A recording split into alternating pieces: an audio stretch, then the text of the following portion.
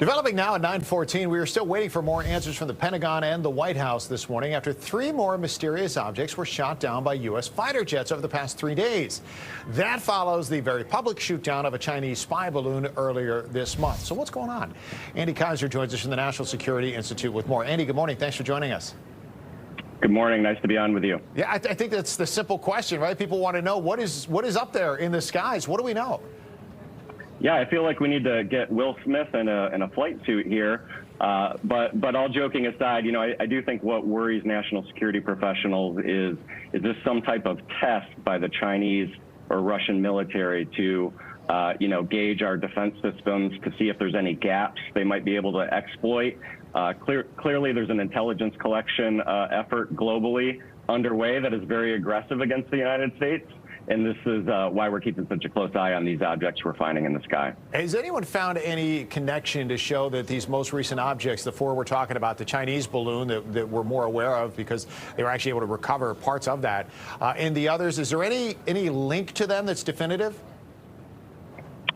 There isn't, no. So clearly the first one was claimed by the Chinese and was clearly an intelligence collection ship that was guided across our country and collecting key signals intelligence, including over our nuclear installations. These we haven't been able to identify yet. They exploded in the air thanks to a good old American F-16. But they will recover that shrapnel that they can. One is in Lake Huron, for example. They'll recover that, do some forensics on it, and see what we can't learn from it. What is guidance when it comes to something over our U.S. airspace? I mean, is there just essentially the right to, if you want to keep sending F-16s up, you could take down anything that is you can't identify? Or what are the regulations that are in play there?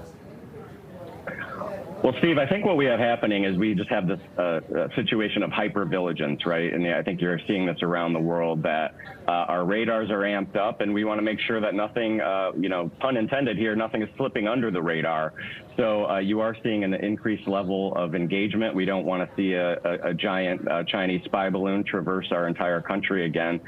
We do control our own airspace, so it's a matter of protecting the civilian aviation and then, of course, our own national security equities. You know, one question a lot of people have had, Andy, and I'm going to try to tap into your experience on the Hill and with the government here when it comes to this.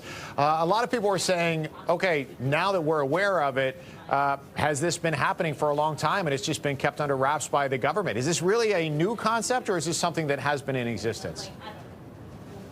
You know, they have declassified quite a bit of material recently on unidentified flying objects in the sky over the years. I think this is more the case of that sort of increased vigilance, that because the radars are amped up so much higher and we're looking more closely and we're not going to accept another air balloon traversing our country, we're keeping a really close eye on our skies, which means we're finding more. And I think you're going to see this more around the world, these objects being identified. You know, you mentioned when we started talking, you mentioned Will Smith, and I think a lot of people are going there, right? We want to romanticize almost the UFOs and think about alien life forms. But I guess more appropriately in a situation like this, what intelligence can be gathered from the skies? A lot of people are saying this is kind of like a lo-fi way of doing things, maybe going back in time with these balloons. What can actually be gathered from other governments if that is in fact what's happening here? Yeah, I think there's 2 reasons you do this. One is to collect, either signals or imagery intelligence on some of these key sites, but the other is to test our response, right? So if we send this at this path, what is the U.S. government response or not response? And if these objects have, especially these smaller ones that were found over the weekend, if they've been flying over our country or other countries for a number of years, that's certainly going to be telling to our adversaries. All right, Andy, I appreciate you joining us this morning. Andy Kaiser with the National Security Institute, trying to shed a little more light on what's happening up above our skies and across North America. Thanks, Andy. Good talking to you this morning.